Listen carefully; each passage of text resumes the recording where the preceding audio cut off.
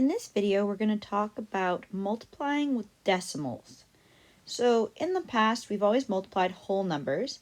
So obviously 2 times 4 can be read as 2 groups of 4. So we think, okay, 1, 2, 3, 4, 1, 2, 3, 4.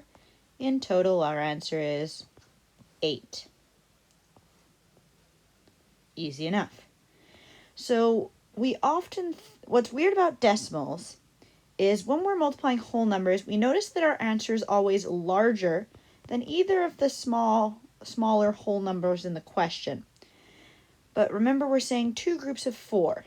In this next multiplication question, we're saying 2 groups of half or 0.5, 2 times a half. So what's going to be weird about this is our answer is actually going to be smaller than the numbers in our question. So let's do this now. Instead of having 2 groups of 4, we just have a group of 0.5. So I'm just going to go, here's a 0.5 or a half, and here's a 0.5 or a half. So that's one group, 2 groups of a half. You could look at it as half a circle as well if you would like to. So obviously, 2 halves equals 1 whole. You could take these 2 halves right here and turn it into 1 whole if you'd like to think of it that way. So it's a bit weird, but that's kind of how the multiplication with decimals goes. It's not necessarily going to end up being a larger number. I'm just going to visualize one more example of this for you. So this multiplication question says 8 times 0.25 or 8 times 25 hundredths.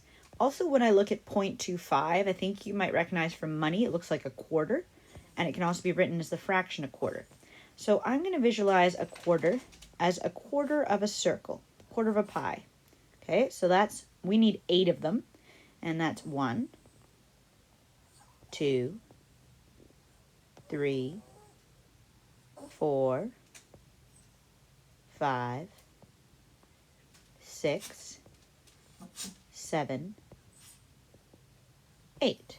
So I'm hoping that you can see 8 quarters or 8 groups of a quarter makes 2 whole pies or equals 2.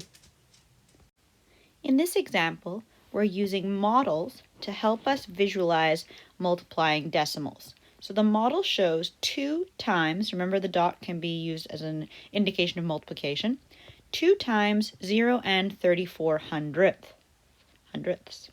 So they've decided to show these long ones as tenths and the individual cubes as hundredths.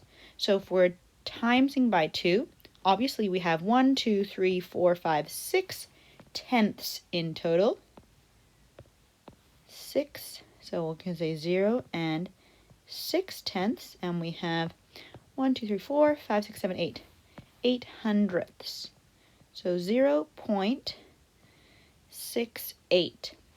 When I do a multiplication with decimals, I always try and think, okay, this is like really small. It's less than a half. It's barely bigger than 0. So my answer should still be really small. It's going to be less than 1, and our answer is less than 1, so it makes sense.